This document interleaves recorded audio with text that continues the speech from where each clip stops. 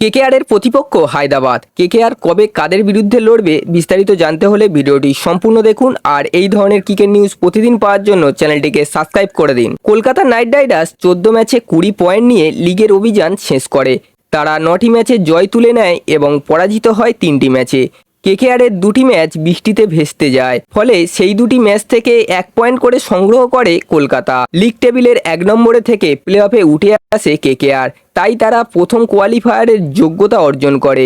Sunrisers Hyderabad 14 ম্যাচে 17 point সংগ্রহ করে।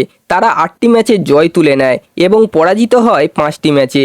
হায়দ্রাবাদের একটি ম্যাচ বৃষ্টিতে ভেস্তে যায়, ফলে সেই ম্যাচ থেকে 1 পয়েন্ট সংগ্রহ করে প্যাট কামিন্সরা। সানরাইজার্স হায়দ্রাবাদ পয়েন্ট তালিকার 2য় স্থান থেকে প্লে অফে ওঠে। নিয়ম মতো পয়েন্ট তালিকার 1 ও 2 নম্বরের দল IPL 2024-এর প্রথম কোয়ালিফায়ারের সম্মুখ সমরে নামবে। সেই মতো 21শে মে অর্থাৎ আগামী মঙ্গলবার টুর্নামেন্টের প্রথম কোয়ালিফায়ারের লড়াই চালাবে কলকাতার নাইট রাইডার্স ও সানরাইজার্স হায়দ্রাবাদ। ম্যাচটি অনুষ্ঠিত হবে আহমেদাবাদের নরেন্দ্র মোদী স্টেডিয়ামে। খেলা শুরু হবে সন্ধ্যা 7:30 থেকে। এই ম্যাচে যারা জিতবে তারা সরাসরি ফাইনালের টিকিট হাতে পেয়ে যাবে।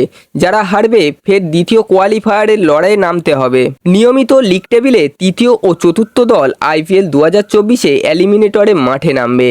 সেই মতো 22শে মে অর্থাৎ বুধবার টুর্নামেন্টের এলিমিনেটরে ম্যাচে সম্মুখ সমরে নামবে রাজস্থান রয়্যালস বনাম রয়্যাল চ্যালেঞ্জার বেঙ্গালুরু। ম্যাচটি খেলা হবে আহমেদাবাদের নরেন্দ্র মোদী স্টেডিয়ামে। ম্যাচ শুরু হবে সন্ধ্যা 7:30 থেকে। এই ম্যাচে যে দল জিতবে তারা দ্বিতীয় কোয়ালিফায়ার খেলার যোগ্যতা অর্জন করতে পারবে। যারা হারবে বিদায় নিতে হবে টুর্নামেন্ট থেকে।